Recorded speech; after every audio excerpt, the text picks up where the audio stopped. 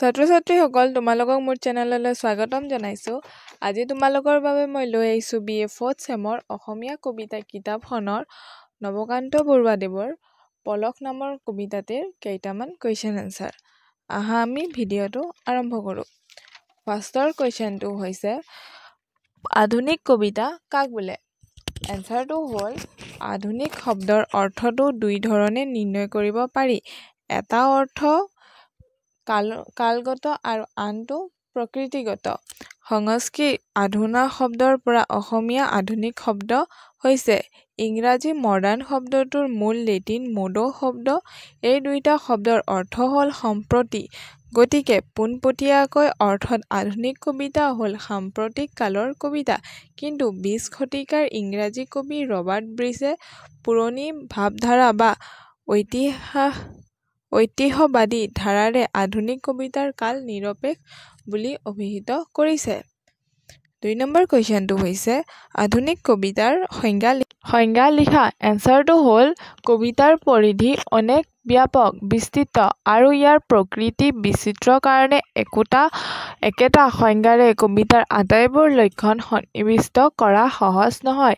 কবিতাত আবেগ ভাৱ অনুভূতি কল্পনাৰ সমাহাৰ হৈ থাকে। যদিও তাক ভাষাৰে প্ৰকাশ কৰি কোৱা সহজ নহয়।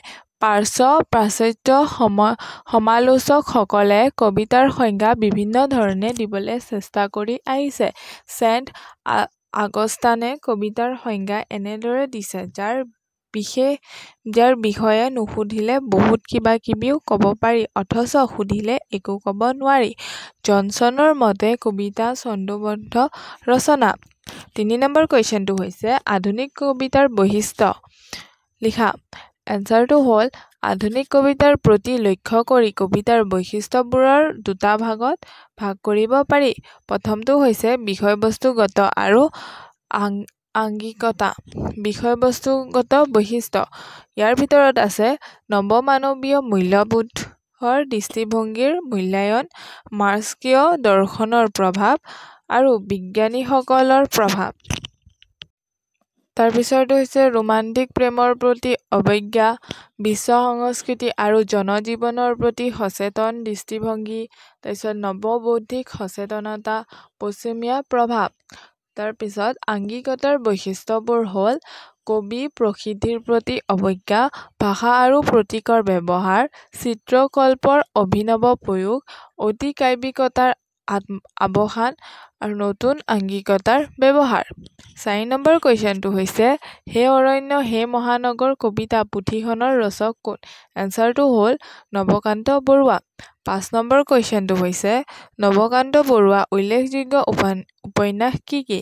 এনসাৰটো হ'ল নৱকান্ত বৰুৱাৰ উপন্যাসবোৰ হ'ল কপিলীপৰীয়া সাধু, ককাদেউতাৰ হাড়, গৰমা কুঁৱৰী, মানুহ আটাইবোৰ দ্বীপ আদি। 6 নম্বৰ কুৱেশ্যনটো হৈছে পলস কবিতাটোৰ মূলভাৱ লিখা। এনসাৰটো হ'ল আধুনিক অসমীয়া কবিতাৰ পথাৰৰ অন্যতম কবি নৱকান্ত বৰুৱা। পলস কবিতাটোৰ এটি দুটি 11টি তৰা নামৰ কাব্যপুথিৰ এটি শ্ৰেষ্ঠ কবিতা। কবিয়ে পলস কবিতাটোত 3টা স্তৱকৰ জৰিয়তে 3টা যুগৰ বাস্তৱ ছবি দাঙি ধৰিছে। প্ৰথম স্তৱকত অতীতৰ যুগৰ সৰহ বৰ্ণনা, দ্বিতীয় স্তৱকত বৰ্তমান যুগৰ কথা আৰু তৃতীয় স্তৱকত ভৱিষ্যত যুগৰ কথা সন্নিৱিষ্ট ৰূপত বৰ্ণনা কৰিছে। উল্লেখিত 3টা যুগেই বা কালেই ইটো যুগৰ লগত সিটো যুগৰ সম্পৰ্ক ৰক্ষা কৰি অতি প্ৰাঞ্জলভাৱে বৰ্তমান আৰু ভৱিষ্যতৰ পুৰুষৰ বাবে সোঁৱৰাই দিছে। কবি নৱকান্ত বৰুৱাই পলস কবিতাটোৰ প্ৰথম স্তৱকত অতীত যুগৰ স্মৰণীয় ছবি এটি দাঙি ধৰিবলৈ প্ৰয়াস কৰিছে।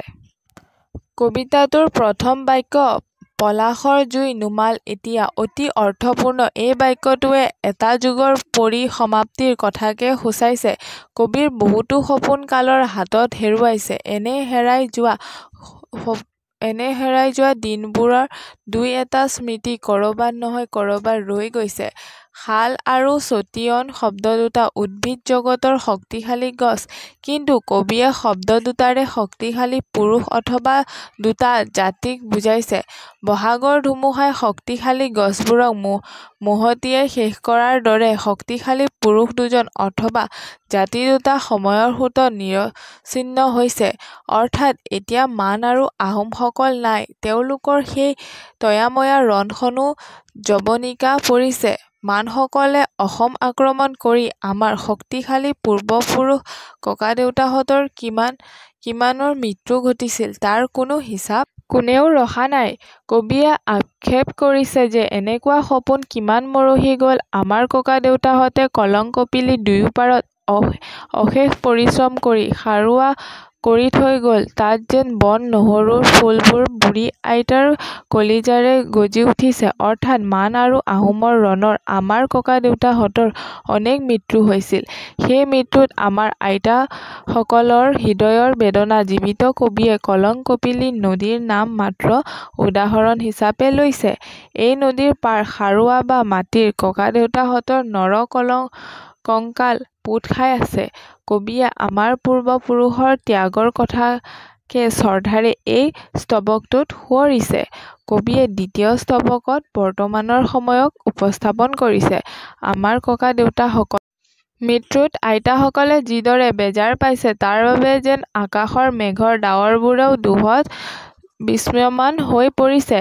ডাৱৰে কি কলে, দিয়া আৰু দিয়া নিঃশেষলে দিয়া। সেয়েহে অতীত স্মৃতিক সোঁৱৰণ কৰিবলৈ বৰ্তমান পুৰুষক আলিৰ কাষত গছপুলি ৰোৱা আৰু হাইস্কুল অৰ্থাৎ অনুষ্ঠান পাতিবলৈ কাতৰ আহ্বান জনাইছে। বাতৰুৱাসকলে স্কুল পাতি বৰ্তমান তথা ভৱিষ্যতৰ পুৰুষৰ জ্ঞান পোহৰ দিব পাৰে তাৰ বাবে আহ্বান জনাইছে। কিন্তু কবিয়ে এতিয়াও কবলৈ পাহৰা নাই, ফেনে ফুটুকাৰে বাঢ়ি অহা বানপানীয়ে কলঙৰ দুই পাৰৰ বজাৰ জোথৰ অৰ্থাৎ মৰা মকৰাৰ খোলা ধুই পখালি নদীৰ দুই পাৰ পলসুৱা কৰি তোলে। ঠিক বৰ্তমানৰ পুৰুষসকলৰ মনৰ অনুভৱ চিন্তা পংকিলতা বাৰিষাৰ পানীয়ে উটুৱাই নিয়াৰ দৰে মনবোৰ নিকা আৰু পবিত্ৰকৰণ কৰি তোলক বুলি কবিয়ে কৈছে। তেতিয়াহে আমাৰ সমাজ সাৰুৱা হৈ উঠিব। কবিতাটোৰ শেষৰ অৰ্থাৎ তৃতীয় স্তৱকত কবিয়ে ভৱিষ্যতৰ উত্তৰ পুৰুষৰ ওপৰত আশা কৰি কবিতাফাকি বৰ্ণনা কৰিছে। কবি আশাবাদী পূৰ্বপুৰুষৰ অৰ্থাৎ ককাদেউতাহঁতৰ নৱ কংকালবোৰ নদীৰ দুইপাৰত উৰুষা পানীয়ে উটুৱাই দি পলসুৱা মাটিৰ তলত যে পোত খুৱাইছে, সেইবোৰ যেন ভৱিষ্যত নাতি-লৰা অৰ্থাৎ ভৱিষ্যতৰ প্ৰজন্মই সেই পলসুৱা মাটিত খেতি কৰিবলৈ যাওঁতে নাঙলৰ শিৰলুট ওলায়, তেতিয়া আমাৰ ভৱিষ্যত প্ৰজন্মই সাৰ পাব। হয়তো বিশ্বাস কৰিবলৈ টান পাই সাধুকথা যেন ভাবিব। সেয়ে কবিয়ে লিখিছে, আমাৰ নাতিৰ নতুন পামৰ নাঙলৰ শিৰলুট আমি সাৰ পাম। সিহঁতে পঢ়িব আমাৰ জীৱাশ্মত জাতিস্মৰ হাঁহি উঠা সাধু। কিন্তু কবিয়ে দেখিছে উত্তৰ পুৰুষৰ ভৱিষ্যত অন্ধকাৰময়। ভৱিষ্যতৰ প্ৰজন্মক লৈ কবিৰ সন্দেহ। তাৰ পিছতো কবিয়ে তিনিওটা যুগৰ সংযোগ ঘটাই ভৱিষ্যতৰ প্ৰজন্মৰ প্ৰতি আশাৰে বাট চাই ৰৈছে। ধন্যবাদ।